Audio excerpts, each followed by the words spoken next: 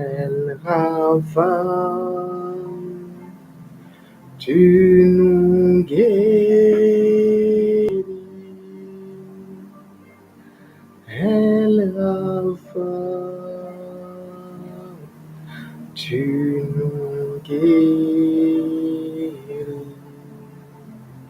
Tu guéris la maladie, tu guéris l'âme brisée, tu guéris l'esprit abattu, tu guéris le cœur contrit.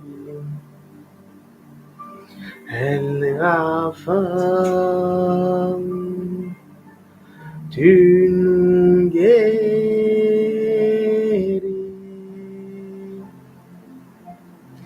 El Rafa, tu nous guéris. Tu guéris la maladie, tu guéris l'âme brisée, tu guéris l'esprit abattu, tu guéris le cœur contrit. El Rafa, par ton sacrifice,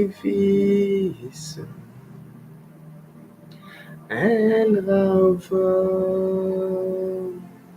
le miracle est disponible. El Rafa,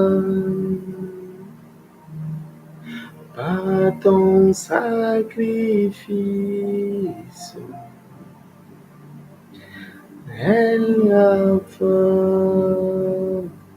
le paludisme fut détruit. Alléluia, alléluia, gloire à Dieu, gloire à Dieu, gloire à Dieu. Nous sommes en train de bénir le Seigneur ce soir pour cette opportunité qu'il nous donne encore de rester dans sa présence pour prier, rester dans sa présence pour prier. Alléluia. Ce soir, nous allons prier. Ce soir, nous allons partager sur la prière et la nécessité de la prière. Pourquoi l'homme doit prier? Parce que c'est très, très, très, très important que l'homme prie. Nous voyons que l'homme est un être tridimensionnel. Ça veut dire l'homme est esprit, l'homme est âme et l'homme est corps. Dans ce être tridimensionnel-là, il y a un qui doit régner à chaque fois dans nos vies. Comment déterminer la partie de nous qui va régner dans notre vie? Est-ce que c'est l'esprit qui va régner chaque jour dans notre vie? Est-ce que c'est notre chair qui va régner chaque jour dans notre vie? Est-ce que c'est notre âme qui va régner chaque jour dans notre vie? Là est la question. Comment faire régner la partie la plus importante de notre être?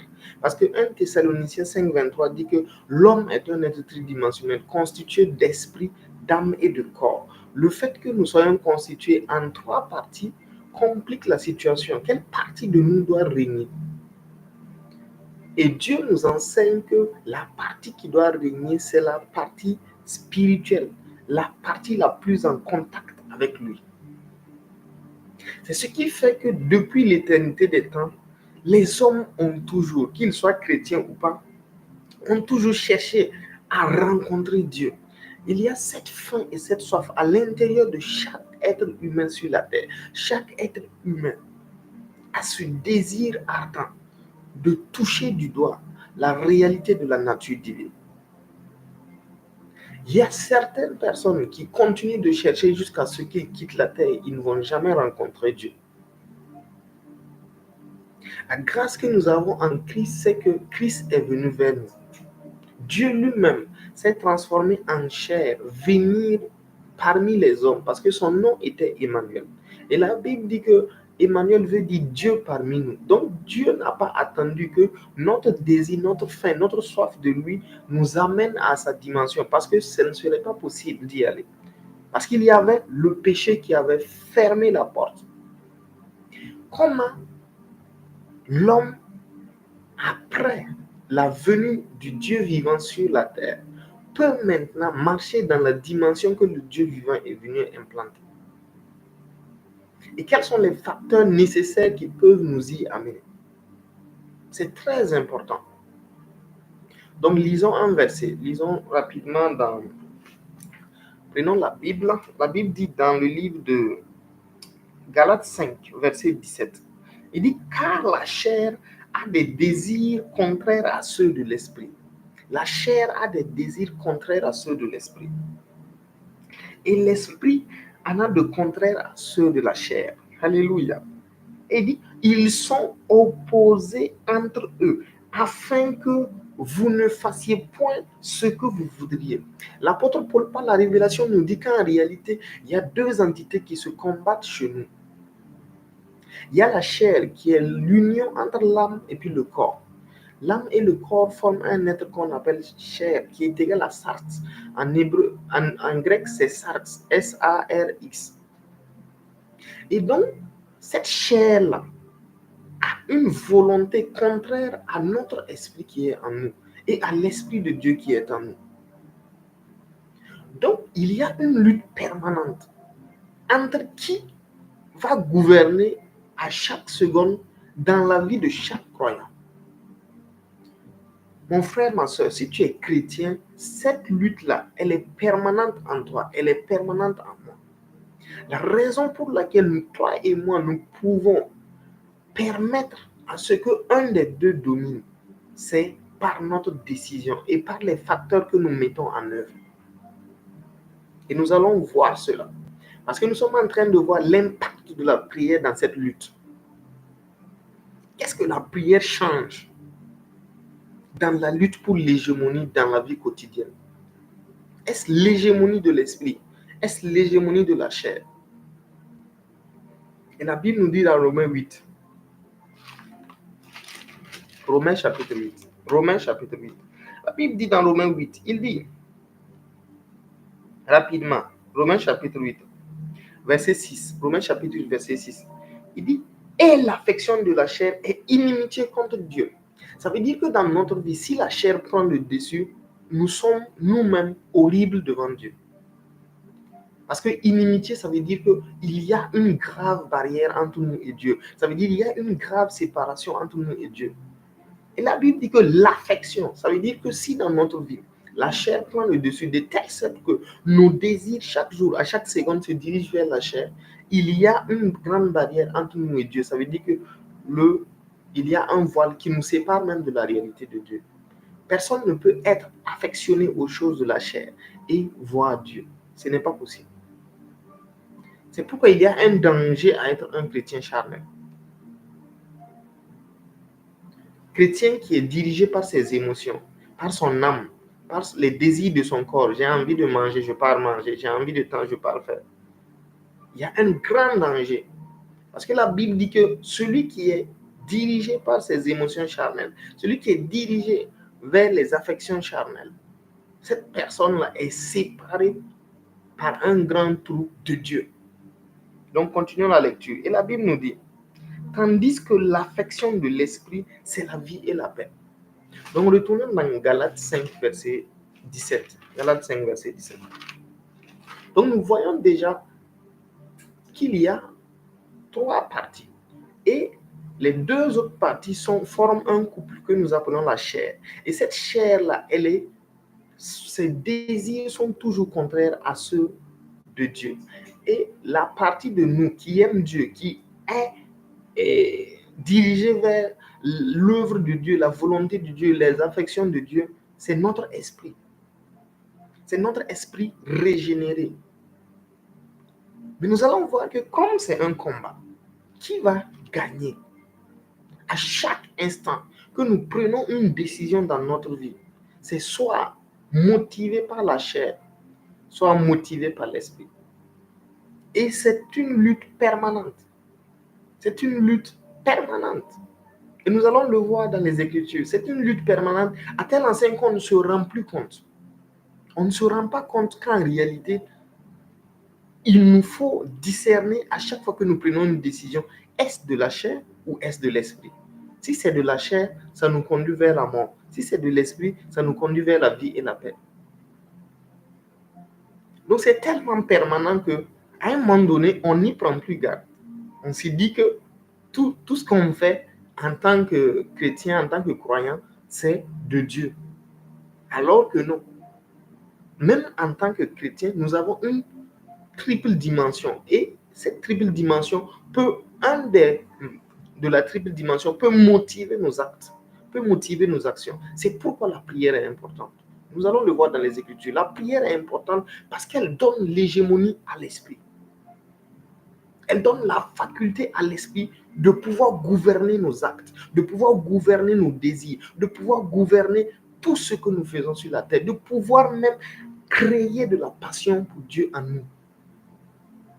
Lorsque vous êtes connecté à la prière, lorsque vous êtes passionné de la prière, lorsque vous pratiquez régulièrement la prière, la Bible dit que votre affection est tournée vers les choses de Dieu et que la vie et la paix viennent, la force vient, la vitalité divine vient. Marc 14, verset 38. Marc 14, verset 38.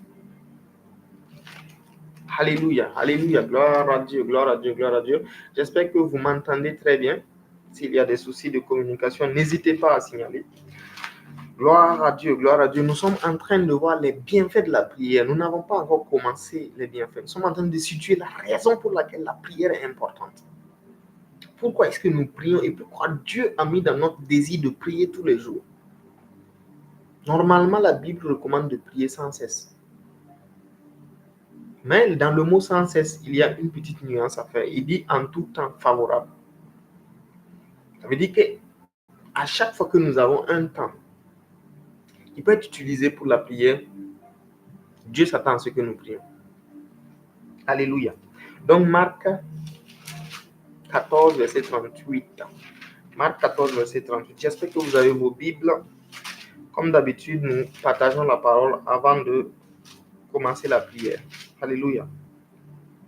Marc 14, verset 38. La Bible nous dit: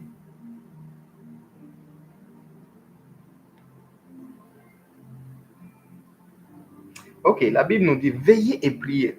Il dit veillez et priez afin que vous ne tombiez pas en tentation. Ce qui suit, il dit l'esprit est bien disposé, mais la chair est faible. Le mot faible là-bas, ça veut dire asthénès. Comme vous l'entendez, asthénès. Et dans le mot asthénès, ça veut dire en grec, ça veut dire faible, maladif, fatigué, qui souffre. Donc ça veut dire que à chaque fois que notre désir, c'est de ne pas prier, à chaque fois que nous avons cette envie de nous diriger vers les affections de la chair, vers les affections de notre corps, de notre âme, ce qui se passe, c'est que nous rendons vulnérables. Il dit, la chair est faible, elle est vulnérable. De telle sorte que cette vulnérabilité peut nous amener dans des situations inconfortables. Si la chair, elle est maladive, et que nous sommes affectionnés à la chair, et que nous obéissons à la chair, qu'est-ce qui se passe? Nous pouvons être malades, bien qu'étant chrétiens. Parce que tout simplement, l'affection est celui qui gouverne. Celui qui gouverne manifeste sa nature. Et la nature de la chair, la Bible dit, elle est faible. Elle est maladive. Mais il dit, l'esprit est bien disposé. Ça veut dire que l'esprit est toujours prompt. L'esprit est énergétique. L'esprit est fort. L'esprit est bien disposé. L'esprit veut prier, mais la chair ne veut pas prier. L'esprit veut aimer Dieu, mais la chair ne veut pas aimer Dieu. Alléluia. C'est pourquoi la prière, elle est importante. Elle est importante. Elle est importante. Donc la Bible nous dit, dans le livre de Éphésiens 6, 18, Éphésiens 6, 18,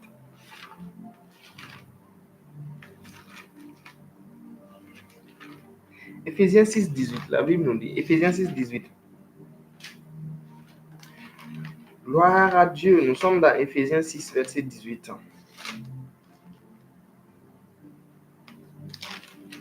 La Bible nous dit, faites en tout temps par l'Esprit toutes sortes de prières et de supplications. Veillez à cela avec une entière persévérance et priez pour tous les saints. Le mot ici que je voudrais souligner, c'est veillez en tout temps. Faites en toutes sortes de prières et veillez-y avec persévérance. C'est pourquoi il est conseillé que ce soit quotidiennement que nous prions. Si nous ratons une journée sans prier, il y a cette faculté-là de perdre quelque chose en esprit, de perdre l'avantage spirituel. Parce que la chair lutte permanemment, à chaque seconde, la chair lutte pour reprendre le dessus. La chair veut gouverner nos actions, veut gouverner notre destinée. Alors que en gouvernant notre destinée, cela ne conduit pas à autre chose qu'à la mort. Mais quand c'est l'esprit qui est tout le temps au-dessus, l'esprit conduit vers la vie et la paix. Donc, pour que l'esprit soit toujours au-dessus, la Bible dit que le seul moyen, c'est de veiller et de prier en tout temps. Voilà le secret de la prière qui fait que toi et moi, si nous prions, nous donnons l'hégémonie à notre esprit afin qu'il prenne possession de notre vie sur la terre, qu'il prenne possession de nos décisions, qu'il prenne possession de nos actions. Donc tu te retrouves à avoir un insight, c'est-à-dire avoir un avantage réel dans le monde spirituel. Avant même de rencontrer quelqu'un, avant même de rencontrer une situation, tu es déjà préparé à l'intérieur parce que c'est l'esprit qui te gouverne de telle sorte que tu sais que tel jour, certainement je vais rencontrer telle personne ou bien telle personne de ce côté va me dire telle chose, parce que tout simplement en esprit il n'y a pas de distance. Donc l'esprit voit toutes choses, il dit ils sont toutes choses, même les profondeurs de Dieu, ce qui fait que nous pouvons sonder l'éternité par notre esprit. Donc, en sondant l'éternité, nous avons une longueur d'avance. De telle sorte que toi et moi, si nous marchons par notre esprit, nous pouvons savoir ce qui va arriver en avril avant que ça n'arrive. La réalité de la prière, c'est ça. C'est que ça nous donne une longueur d'avance dans le domaine spirituel et dans le domaine naturel. Celui qui marche par l'esprit agit par la sagesse spirituelle. La plupart des gens du monde s'attachent à un esprit, peut-être un esprit qui n'est pas de Dieu. Parce que quand on parle voir un charlatan, un marabout, ce n'est pas pour aller rencontrer l'esprit qui vient de Dieu. Voilà, parce que la preuve, c'est que cette personne-là s'est isolée dans la forêt. Dieu ne se cache pas, Dieu fait ses œuvres ouvertement. Donc, la raison pour laquelle une personne sait que sur la terre, pour qu'il domine, pour qu'il ait une longueur d'avance, pour que ses affaires prospèrent, il faut qu'il s'attache à un esprit. Ça, c'est une réalité consciente dans la vie de tout homme, qu'il soit chrétien, qu'il ne soit pas chrétien. Il le sait qu'à l'intérieur de lui. Voilà pourquoi souvent on parle de WAC. C'est une liaison avec un certain type d'esprit qui peut te donner l'avantage sur les autres, sur le plan naturel. Donc, tu vois quelqu'un qui prospère dans son domaine, tout simplement parce qu'il s'est lié à un certain type d'esprit. Maintenant, le problème avec les esprits qui ne sont pas de Dieu, c'est que la rétribution est très lourde. Souvent, on peut demander la vie de la personne, on peut demander un nombre d'années, on peut demander la vie d'un membre de sa famille, on peut demander la folie d'un de ses enfants, etc. La vie, le prix à payer est très énorme. Sinon, il n'y a pas un esprit qui donne toute sa puissance à quelqu'un sans prix à payer. Il n'y en a pas. C'est pourquoi les marabouts peuvent faire 20 jours sans manger, mais personne ne saura. Ça fait partie de sa culture spirituelle pour rester en contact avec l'esprit. La raison pour laquelle, par exemple, la plupart de ceux qui ont contracté, par exemple, un esprit de guérison, qui sont devenus des adjas ou bien peut-être des autres personnes, et à un moment donné, ça ne fonctionne plus, c'est parce que la culture spirituelle qui va avec les exigences de l'esprit ont été abandonnées. Parce que tout esprit a ses principes. Et de la même manière, nous découvrons dans la parole de Dieu que l'Esprit de Dieu aime la communion. Et la communion, la base de la communion, c'est la prière. La base de la communion, c'est la prière. Nous allons le voir lorsque nous allons parler du septième point, du septième bienfait de la prière. La base de l'Esprit de Dieu, c'est la communion. L'Esprit de Dieu veut que tu sois permanemment en communion avec lui. Tu peux lui parler, tu peux prier doucement en langue avec lui, tu peux chuchoter, chanter des cantiques. Quand tu dis El Rafa, tu nous guéris, tu l'honores. La communion, c'est le seul prix à payer avec l'Esprit de Dieu. Alors que dans les autres esprits, le prix à payer est très lourd. Donc, continuons. Premier bienfait. Premier bienfait. Maintenant que nous avons situé le contexte spirituel de la prière, passons au premier bienfait. Donc, la prière augmente notre sensibilité à la voix de Dieu. Acte 10, verset 9-11. Donc, notre sensibilité à la voix de Dieu. Allons-y dans Acte 10, verset 9 et 11. Acte 10, verset 9 et 11. Acte 10, verset 9 et 11. Alléluia. La Bible nous dit, le lendemain ils étaient en route et qu'ils s'approchaient de la ville, Pierre monta sur le toit vers la 6e heure pour prier. Il vit le ciel ouvert et un objet semblable à une grande nappe, attaché par les 4 coins, qui descendait et s'abaissait sur la terre. La prière, qui descendait et s'abaissait sur la terre. Donc, en réalité, on peut dire que Pierre n'aurait pas vu clairement la vision s'il n'était pas dans un environnement de communion avec le Saint-Esprit. Donc, s'il n'était pas dans un environnement de prière. Lorsque nous prions, nous augmentons la faculté de notre esprit à prendre les informations spirituelles venant de Dieu. Cette information, si Pierre, l'apôtre Pierre, n'était pas dans une certaine dimension de la prière, il n'allait pas la recevoir. Parce que la Bible nous montre qu'il avait faim. Il eut faim et il monta vers la 6e heure pour prier. Malgré la faim, il décida d'aller prier. Parce que Dieu avait une rencontre, une visitation qu'il voulait lui donner, très importante, qui allait ouvrir la voie à l'évangile au niveau des païens. Donc, cela augmente notre sensibilité. Lorsque nous prions régulièrement, surtout en langue, à un moment donné, tu penses à quelqu'un et la personne te fait signe. Parce que tout simplement, ton esprit est devenu sensible.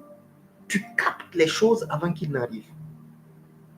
Donc, petit à petit, en priant, tu sensibilises ton esprit à monter en Dieu. Comme Dieu connaît toutes choses, à un moment donné, tu commences à connaître toutes choses. Tu peux même dire aujourd'hui, telle personne va m'appeler. Ou bien telle personne, je dois aller le voir.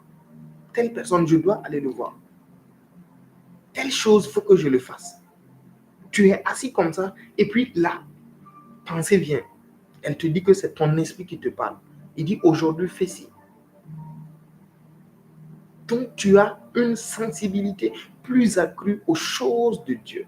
Ce qui te rend capable, ce qui te rend plus que vainqueur, ce qui te rend plus avancé que ceux de tes collègues, que ceux de ton entourage. Tu es plus avancé parce que tu pries régulièrement. Et la prière, elle est mieux d'être pratiquée que d'être même enseignée. Mais comme nous devons l'enseigner pour augmenter la foi et puis pour augmenter le désir dans la prière, c'est très important également. Alléluia. Donc voilà le premier bienfait. Également, on peut retrouver ça dans le deuxième bienfait. La prière active le dépôt divin en nous. Donc dans Acte 13, verset 3, la Bible nous dit quoi? Acte 13, verset 3. Il dit, après avoir jeûné et prié, ils leur imposèrent les mains et les laissèrent partir. 1 Corinthiens 14, verset 6. 1 Corinthiens 14, verset 4 également. Il dit, celui qui prie en langue, celui qui parle en langue s'édifie lui-même, celui qui prophétise édifie l'Église. Donc, qu'est-ce qu'on est en train de dire? Il dit, après avoir jeûné et prié, ils leur imposèrent les mains et les laissèrent partir. Et le Saint-Esprit dit, mettez-moi à part Barnabas et Saul pour l'œuvre à laquelle je les ai appelés. Il y a une œuvre à laquelle Dieu nous a appelés. Il y a une grâce particulière sur nos vies. Il y a un message que chacun de nous portons pour la génération dans laquelle nous sommes.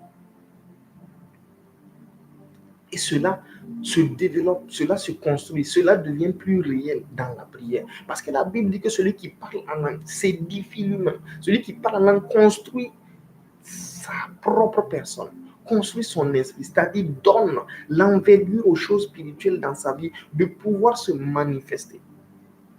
Donc notre esprit a besoin de la prière pour dominer sur notre chair. Notre esprit a besoin de la prière pour être le souverain sur la chair. Et cela passe forcément par des temps de prière. Donc lorsque nous prions en langue, lorsque nous prions en langue régulièrement, ce qui se passe, c'est que nous nous connectons à notre grâce intérieure spirituelle qui fait qu'elle se développe et elle commence à nous envahir. Si nous n'étions pas quelqu'un qui était aimant, si nous n'étions pas quelqu'un qui pardonnait facilement, à un moment donné, tu pries, tu prends la nature de Dieu, tu deviens quelqu'un d'humble, tu deviens quelqu'un d'humble, quelqu'un qui aime, quelqu'un qui pardonne, peu importe la faute. La capacité n'est plus de toi parce que ton esprit a pris le dessus. Ta chair, certes, elle est impatiente. Mais lorsque tu commences à prier et que l'esprit prend le dessus, la chair qui était impatiente est remplacée par ton esprit. Alors que ton esprit régénéré vient de Dieu. Le fait que l'esprit régénéré vienne de Dieu, notre esprit, elle n'est pas impatiente. Non, elle n'est pas impatiente. Elle est patiente. Parce qu'elle vient de Dieu. La Bible dit que le Dieu de toute patience. Donc Dieu est patient. Et tout ce qu'il crée en esprit est patient. Donc une fois que notre esprit prend le dessus, les compétences spirituelles que Dieu a mis en nous prend le dessus, nous marchons dans ces compétences-là. Donc il y a la nature, il y a le caractère et il y a les œuvres. Notre esprit a une nature qui doit être conforme à la nature du Saint-Esprit, décrit dans Ésaïe 11. Où la Bible dit là-bas, l'esprit de sagesse, d'intelligence, de connaissance, de force, de conseil, etc., de crainte de l'Éternel, résidera en lui. Donc, notre esprit commence à contracter cette nature spirituelle, de telle sorte que peut-être dans certains domaines, on était ignorant, mais en priant régulièrement, nous commençons à avoir une longueur d'avance dans ces domaines-là. Donc, nous commençons à manifester la sagesse de Dieu. Nous ne savons pas comment la sagesse de Dieu se manifeste. Nous ne savons même pas comment est-ce qu'on est enseigné, mais on sait qu'on est enseigné. Tu te retrouves à écrire des notes, tu te retrouves à écrire des pensées de l'esprit, et tu ne sais même pas. Tu ne sais pas. Tu es là, du coup, une révélation vient, tu notes. Parce que tout simplement, l'esprit est connecté. Il est permanemment au-dessus de la chair. Ce qui fait qu'il prend le dessus. Il y a le caractère qui est le fruit de l'esprit, décrit dans Galates 5:22, où il dit l'amour, la joie, la paix, la bénignité, la bonté, etc. Peut-être qu'au début, ce caractère-là n'est pas visible lorsqu'on donne notre vie à Jésus. Mais en priant régulièrement, ce caractère commence à nous submerger parce que notre esprit, les compétences spirituelles de notre esprit commencent à prendre le dessus. Ce qui fait que, après un certain temps dans la prière, on devient identifiable à Christ. En tout point, on devient identifiable avec Christ. Et la puissance maintenant vient. Après la nature, le caractère, la puissance vient. Dieu regarde notre caractère avant de nous donner le revêtement de puissance. Quel est notre caractère? Parce que quand on commence à prier, ce n'est pas premièrement la puissance. Peut-être que nous prions pour nos besoins, peut-être que nous prions pour rechercher la puissance. Mais lorsque nous prions, Dieu utilise cette prière pour nous bâtir d'abord de l'intérieur vers l'extérieur. Et c'est le caractère de l'esprit qui est imprimé en nous. Donc le caractère aimant, le caractère humble, le caractère bon, le caractère craignant Dieu, etc. Tous ces caractères décrits dans Galates 5:22 commencent à s'envelopper autour de nous. Et nous ne pouvons même pas. Tu peux te retrouver à vouloir même t'énerver. Tu ne peux même plus. Tout simplement parce que tu as tellement grandi spirituellement que ce caractère-là, il est en toi. Que tu veuilles ou pas, tu ne peux même plus t'énerver. Tu ne peux même plus détester quelqu'un. Ce n'est pas possible. Le caractère t'a rempli. Le caractère divin de l'esprit t'a rempli. Et tu as débordé en ça. De telle sorte que même tes paroles donnent de la consolation. Même tes paroles donnent de l'espérance. La prière est importante. Et dans 1 Corinthiens 14, verset 4, il dit que lorsque tu pries, tu bâtis le dépôt divin. Le dépôt divin de l'esprit en toi est bâti. Elle est construite, elle est spirituellement déposer, mais elle doit se manifester dans ta vie. Elle doit remplir ton âme. Donc, en priant, tu transfères le dépôt spirituel dans ton âme, de telle sorte que ce n'est pas ton esprit seulement qui est impacté, parce que l'esprit est impacté à cause de l'œuvre de Jésus. Mais lorsque l'œuvre de Jésus a été introduite dans notre esprit et que nous voulons que cette œuvre se manifeste dans notre âme, la seule voie, c'est la prière. Il dit, lorsque tu parles en langue, tu t'édifies toi-même, tu te bâtis toi-même.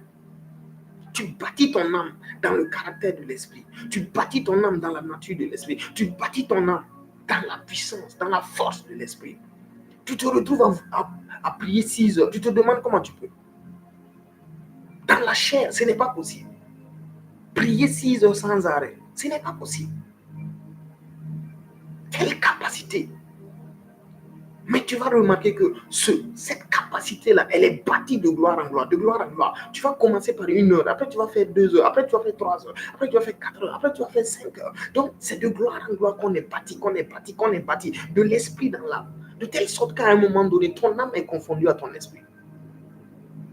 Parce que tout simplement, ce que maintenant l'esprit désire, l'âme désire, parce que l'âme est un carrefour. L'âme n'a pas de décision. L'âme est le carrefour entre le corps et l'esprit.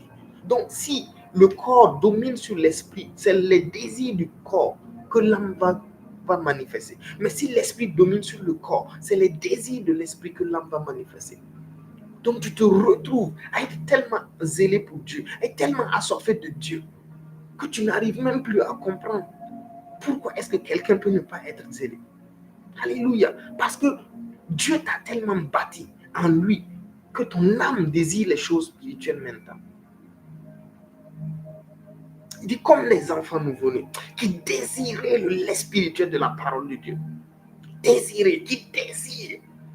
Lorsque tu ne médites pas, tu es dérangé, tu veux même pleurer. Parce que tu n'as pas médité une seule journée. Ça, c'est quand la prière commence à te transformer de l'intérieur vers l'extérieur. Ton âme commence à être impactée par cette prière. Donc, le but premier de la prière n'est pas les besoins. Le but premier de la prière n'est pas la puissance. Le but premier de la prière, c'est la révélation de la nature et du caractère de Dieu. Chaque jour dans notre vie. En sorte que même l'entourage va dire, quelque chose a changé en toi. Quelque chose, je ne sais pas quoi, mais je sais que tu as changé. Les bienfaits de la prière. Surtout la prière en langue. Frères et sœurs, ne lésinons pas sur la prière en langue. Qui parle à Shatakaya? Elle est puissante.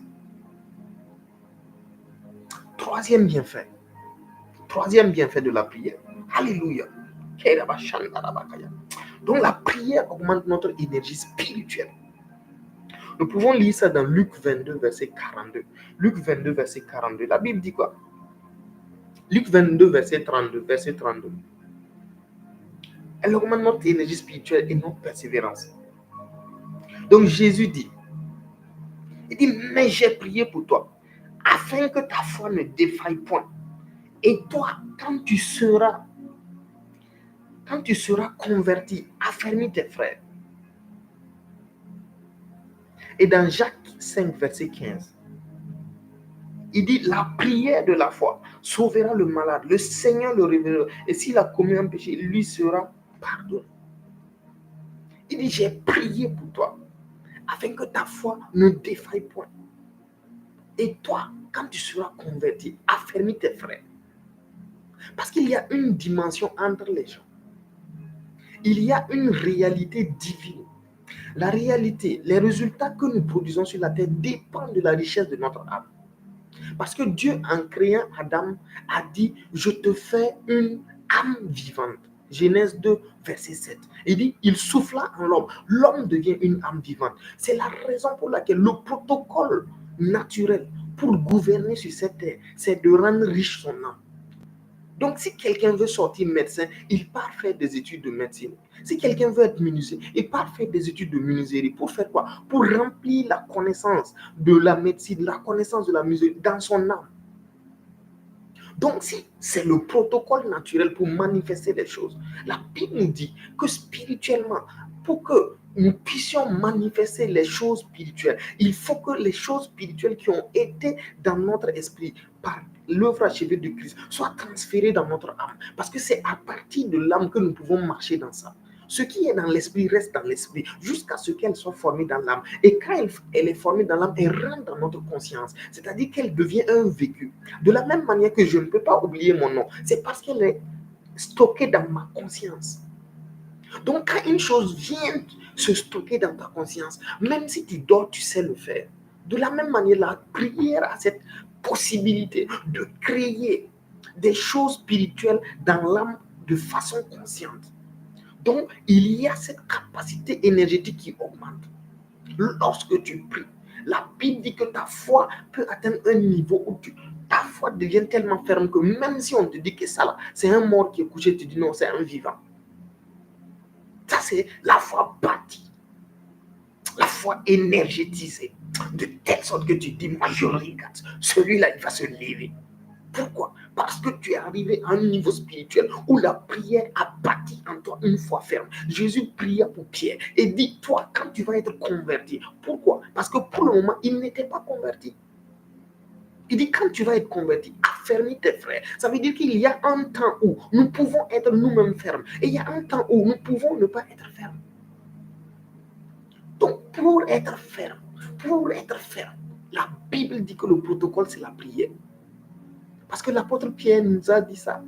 Il dit dans le livre de Actes 6:4, un verset que j'aime bien. Il dit, nous allons nous donner à la prière. Nous donner à la prière. Parce qu'il a découvert la puissance de Jésus. Il a découvert le protocole que Jésus utilisait sur la terre. Jésus sortait le matin, de bonne heure, il partait prier. Le soir, il partait à la montagne des Oliviers. Il priait. Ils ne comprenaient pas. Ils étaient avec lui, mais ils ne comprenaient pas.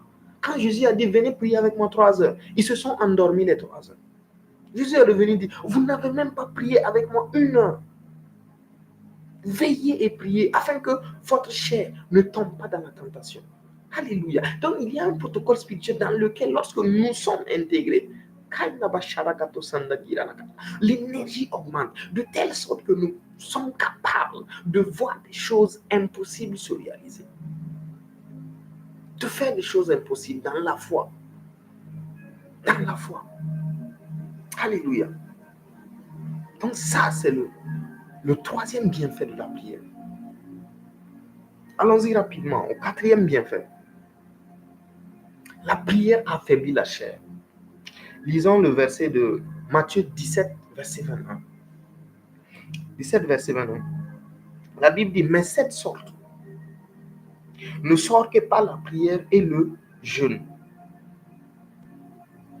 Donc, quand on relit au verset 20 et puis au verset 17, on se rend compte que ce que Jésus indexait, c'était l'incrédulité.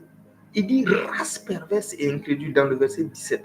Et il dit, c'est à cause de votre incrédulité que vous n'avez pas pu chasser ce démon de l'enfant, au verset 20. Et maintenant, il leur dit, cette sorte d'incrédulité ne sort que par la prière et le jeûne. En réalité, ce qui nous empêche de manifester les grâces que Dieu a déposées en nous, ce n'est pas autre chose que la chair.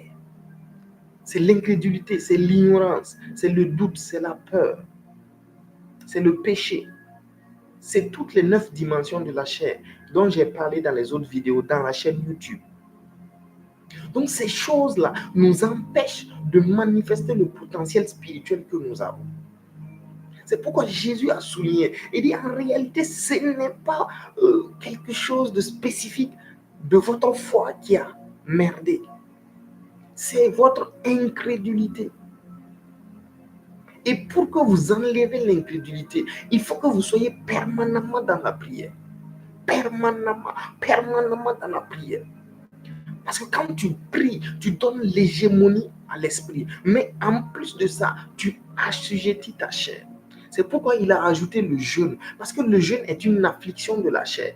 De telle sorte que lorsque tu jeûnes et que tu ne pries pas, ce n'est pas totalement complet. C'est peut-être un régime, mais ce n'est pas un protocole spirituel pour abattre l'incrédulité, pour abattre l'ignorance, pour abattre le doute, pour abattre la peur, pour abattre tout ce qui est bon, je ne sais pas moi, le péché pour abattre toutes les dimensions de la chair. Ce n'est pas possible sans parfois le jeûne. Donc, quelqu'un qui prie convenablement associe le jeûne. Acte 13. La Bible dit les disciples jeûnaient et priaient. Et le Saint-Esprit dit, mets-moi à part Barnabas et Saul. Donc le jeûne est important. Lorsqu'elle est associée à la prière, elle a une puissance phénoménale parce qu'elle anéantit les désirs de la chair, en sorte que c'est les désirs de l'esprit qui prennent le dessus. Donc elle affaiblit la chair. Lorsque nous voulons affaiblir la chair et monter spirituellement, transférer le protocole spirituel, le dépôt spirituel dans notre âme, il nous faut humilier notre chair. Il nous faut l'humilier. Donc la prière et le jeûne humilient la chair et nous empêchent d'échouer face au cas spirituel. Et il n'y a pas d'autre protocole. Tout le monde passe par là. Tout le monde. Même Jésus est passé par là. 40 jours de jeûne et de prière pour affaiblir la chair et pour faire remonter la potentialité divine qui est en lui. Lorsqu'il a reçu la plénitude du Saint-Esprit, il est allé dans le désert pendant 40 jours, pour que cette plénitude qu'il a reçue, parce qu'il a reçu ça dans l'esprit, il n'a pas reçu ça dans son âme, il a reçu ça dans l'esprit, pour que ce qui a été reçu dans l'esprit vienne dans l'âme et puisse être une dimension palpable sur la terre. Il faut la prière et le jeûne. Il faut la prière et le jeûne. Donc quand il a fini les 40 jours, quand il est revenu vers les démoniaques, ils ont dit, tu es le Fils de Dieu. Pourquoi? Parce que sa dimension au niveau de l'âme était la même chose qu'au niveau de l'esprit. La plénitude de l'esprit, la plénitude de Dieu qu'il avait reçu a été transférée dans son âme, de telle sorte que maintenant, le monsieur opère dans la divinité. De la même manière, toi et moi, si nous voulons opérer dans la divinité, il faut que nous ayons permanemment des temps de prière et de jeûne. Des temps de prière et de jeûne, de telle sorte que ce qui a été déposé dans notre esprit puisse se manifester dans notre âme. C'est un protocole biblique. Et c'est Jésus même qui a dit ça de sa bouche. Parce qu'il a confirmé ça encore dans Marc 9, verset 15. Il dit quoi? Il dit que les disciples ne peuvent pas jeûner tant que l'époux est avec eux. Il dit, un jour viendra où l'époux sera enlevé. Et maintenant, ils s'affligeront. Ah bon? Jeûner, c'est s'affliger? Oui. Et c'est Jésus qui l'a dit. Quand l'époux va être enlevé, lorsque la dimension de Dieu qui était là sur la terre va être enlevée, il faut qu'eux-mêmes, ils montent à la dimension de Dieu. Pour cela, il va leur falloir la prière et le jeûne. Alléluia. Gloire à Dieu. Allons rapidement. Le quatrième bienfait de la prière. Nous avons vu qu'elle affaiblissait la chair. Donc, le cinquième, la prière accomplit le plan divin de Dieu sur la terre. Tout ce qui est plan divin, tout ce qui est volonté parfaite, volonté permissive, volonté révélée, c'est par la prière que cela est accompli. La Bible nous dit dans 1 Jean 5, verset 14, 1 Jean 5, verset 14, la Bible nous dit, nous avons auprès de lui cette assurance que si nous demandons quelque chose selon sa volonté, il nous écoute. Dieu a une volonté. Donc, il veut que cette volonté soit manifeste. C'est pourquoi quand les disciples ont demandé à Jésus, comment devons-nous prier? Il leur a dit, dites Père, que ton nom soit sanctifié, que ta volonté vienne. Donc, il y a une volonté spécifique que Dieu veut faire sur la terre. Mais cette volonté spécifique-là, elle n'est pas réalisable sans la prière.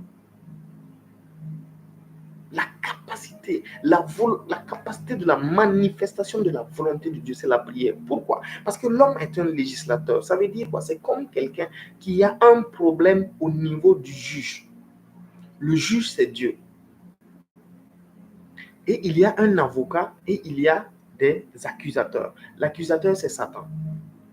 L'accusateur accuse le monsieur d'être, par exemple, quelqu'un qui ne fait pas bien les choses et on doit le punir.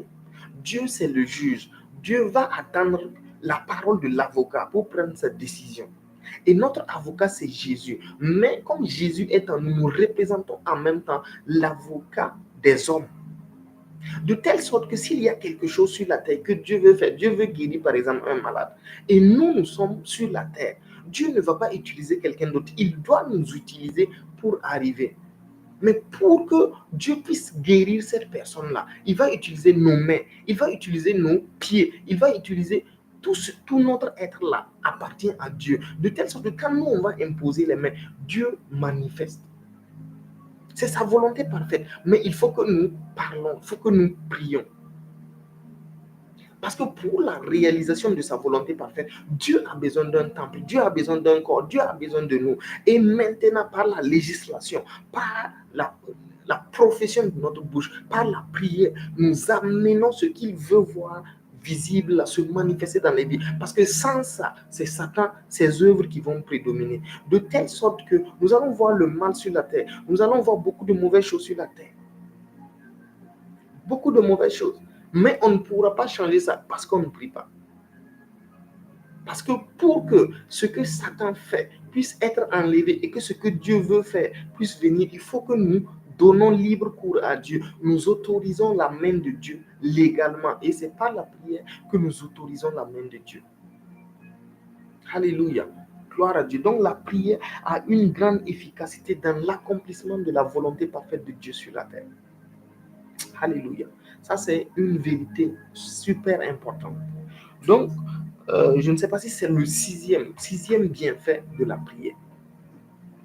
Donc, la prière satisfait nos besoins. Peut-être que nous avons un besoin particulier en finance, un besoin, je ne sais pas, et mariage, etc., travail. Ce besoin-là se manifeste beaucoup plus rapidement par la prière, surtout la prière d'autorité. Donc, la Bible nous dit dans Jean 16, 24, la Bible dit, jusqu'à présent, vous n'avez rien demandé à mon nom. Demandez et vous recevrez, afin que votre joie soit parfaite. Donc, le Père souhaite nous donner une joie parfaite. Mais en réalité, sa main est limitée lorsque nous-mêmes nous demandons. Il dit, comment est-ce qu'ils entendront parler si personne ne leur dit? Et la Bible dit dans le livre du prophète Isaïe, Dieu qui dit, rappelle-moi, rappelle à ma mémoire, plaide ce que je t'avais promis. Donc, il y a une prière à faire pour rappeler à Dieu ce qu'il nous a promis. C'est pourquoi quand nous commençons à prier dans la violence, quand nous commençons à prier sincèrement, avec persévérance, toutes les choses que Dieu nous avait promis commencent à se manifester dans notre vie. La puissance de la prière, dans l'accomplissement de nos besoins. Il n'y a aucun besoin dans notre vie que Dieu ne peut pas pourvoir. Sa main n'est pas courte. Mais le protocole spirituel pour l'enlever, c'est la prière. C'est la prière. C'est la prière. Alléluia. Alléluia. Gloire à Dieu. Gloire à Dieu. Donc, le dernier, la prière donne des parfums de bonne odeur à Dieu. C'est un parfum. La prière est un parfum de bonne odeur. Apocalypse 5. Apocalypse 5, verset 8. Il dit, quand il eut pris le livre, les 4 êtres vivants et les 24 vieillards se prosternèrent devant l'agneau, tenant chacun une harpe et des coupes d'or remplies de parfums, qui sont les prières des saints. Alléluia. Donc, lorsque nous prions, nous faisons monter des parfums au ciel. La prière donne des parfums de bonne odeur à Dieu. Pourquoi? Parce qu'en réalité, Dieu est lié sur la terre par l'homme. Il a donné la terre aux hommes, de telle sorte que, comme l'homme a failli et a donné l'autorité à Satan, les œuvres de Satan se manifestent, mais ça ne plaît pas à Dieu. Donc, quand nous prions, ça donne la possibilité à Dieu d'intervenir sur la terre. Donc, il voit ça comme un parfum de bonne odeur. Parce que c'est un escalier, une échelle spirituelle que nous établissons entre la terre et le ciel, de telle sorte qu'il peut envoyer ses anges à tout moment, régler des situations sur la terre. Quand par exemple nous voyons quelqu'un qui est dans des difficultés et nous disons, Père, viens lui, fais-lui grâce, aide-le. Alléluia. tu ne lui as pas donné 5 francs, mais ce que tu as fait est plus que 5 francs. Parce que tu as autorisé Dieu à manifester sa grâce dans sa vie. De telle sorte que la prière, ce n'est pas seulement à la maison, la prière, ce n'est pas à l'église, mais même sur la route. Nous voyons une situation, un accident, et il y a des blessés. Père, étends ta main pour qu'ils soient guéris. Même si tu ne t'es pas arrêté, le simple fait d'avoir prononcé cette prière, tu es en train de contribuer à la perfection, à la manifestation de la santé de la personne. Pourquoi? Parce qu'il faut ça pour que Dieu vienne. Dieu n'intervient pas sans l'autorisation d'un homme sur la terre. Non. Dieu n'intervient pas sans l'autorisation d'un homme. Toute chose que nous recevons par grâce, il y a quelqu'un qui a prié. Toute chose, toute chose. Papa Karambiri dit souvent qu'il prie pour nous tous les jours. Ça veut dire que sa prière peut être exaucée en notre faveur sans que nous-mêmes on sache. Donc tu vas te retrouver à recevoir des choses que quelqu'un d'autre a prié, peut-être même aux États-Unis. Voilà pourquoi c'est important de prier en langue. Donc lorsque nous prions en langue, nous ne savons même pas pour qui nous prions. De telle sorte que la prière, elle est efficace. Elle fait descendre les anges partout dans le monde entier.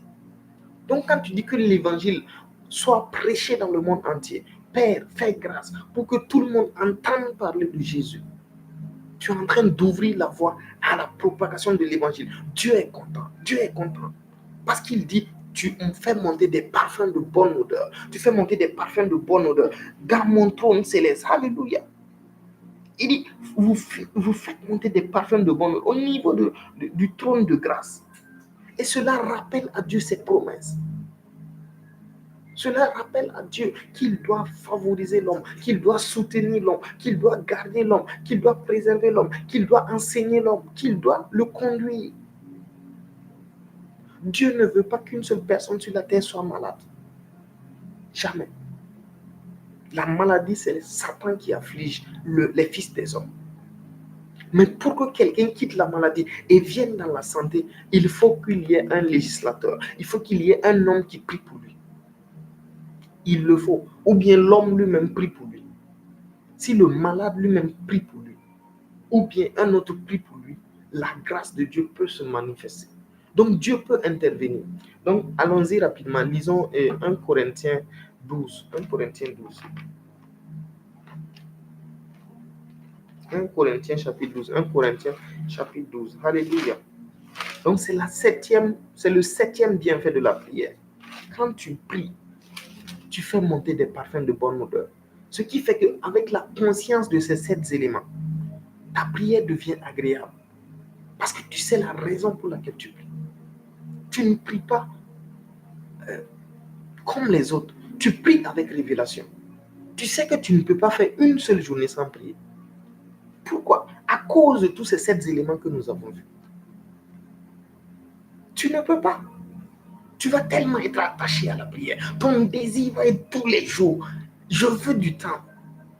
Tu vas dire, le travail là même, il finit à quelle heure? Il faut que je descende, que je parte dans mon lieu secret.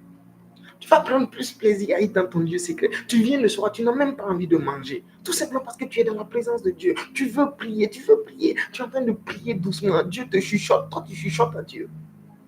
Il te parle. Et ton cœur est content, est dans la joie. Tu peux être couché pendant 3 heures, 4 heures, en train de prier doucement dans ton lieu secret. De t'entretenir avec Dieu. C'est une conversation entre le Fils et le Père dans le lieu secret. De telle sorte que quand tu ressors de ces temps, tu deviens une autre personne. Quand tu ressors de ces temps bénis, tu deviens une autre personne. En réalité, les choses matérielles ne te disent plus rien.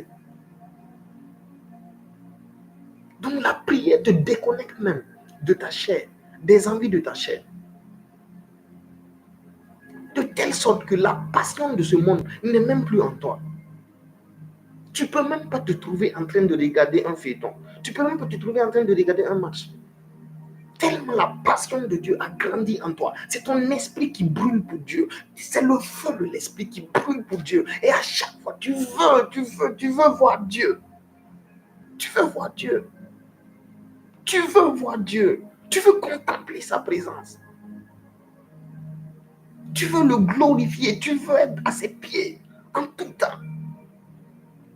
pas le temps pour autre chose. Aucune passion de la chair ne reste encore en toi parce que tu as prié. Tu es arrivé à un niveau où ta capacité spirituelle, ton esprit a pris le contrôle. De telle sorte que, comme le psalmiste a dit dans le psaume 62 et puis dans le psaume 42, il dit, ton âme soupire après les courants d'eau, ton âme soupire après Dieu, de telle sorte que tu veux tout le temps être dans la présence de Dieu. Tu dis, mon âme soupire après toi, comme une biche dans les lieux arides, sans eau, assoiffée. Tu ne viens pas pour chercher quelque chose. Tu ne viens pas pour chercher quelque chose. Tu viens pour être au pied de Dieu. Alléluia. Quelle passion, quelle chose. Quelle passion, quelle passion, quelle passion.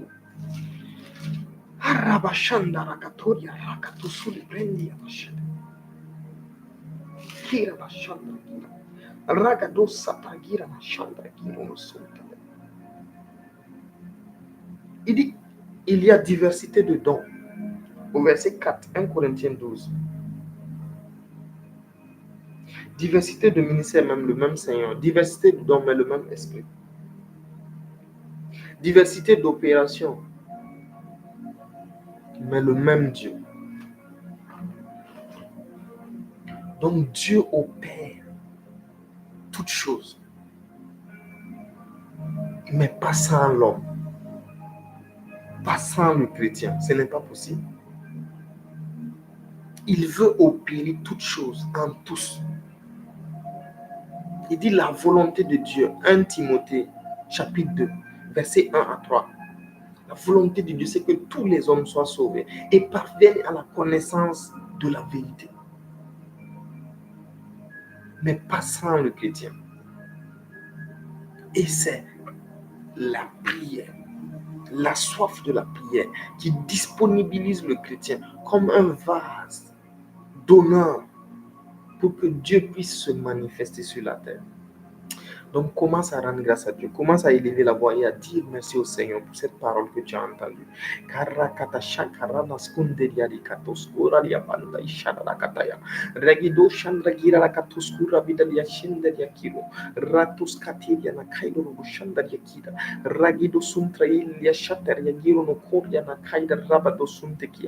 Imbra do gozonda bragida la yetushitra kaida ragadoskunderia kira la kaida robo shandaita ragide sundri la ito shatragira ragada goshindra ida rabado sundra gida revo shandaida lindre gido ho shandra gida remon mosunda yakira ragido shandra ida rakatoina moskunda yanakiro o rokuto shanda gila la kaida romon no sonda yagiro ragadio no shandra gida la giro no sunda inaskaida. Oh, dis merci à Dieu, dis merci à Dieu pour ce temps. Dis merci à Dieu pour ce qu'il a fait pour toi et pour moi. Dis merci à Dieu pour ses enseignements. Ses enseignements sur les bienfaits de la prière. Dis merci à Dieu. La prière est très importante. La prière ouvre la possibilité aux réalités spirituelles. La prière ouvre la possibilité à l'intervention divine. La prière permet de réduire les compétences de la chair. La prière permet de manifester le dépôt divin en nous. La prière permet d'accroître notre sensibilité. La prière permet d'apporter des parfums de bonne odeur à Dieu. Dis merci à Dieu de ce que il t'accorde cette grâce de demeurer à ses pieds, cette grâce de prier tout le temps. Cette grâce d'avoir faim et soif de la prière. Cette grâce de pouvoir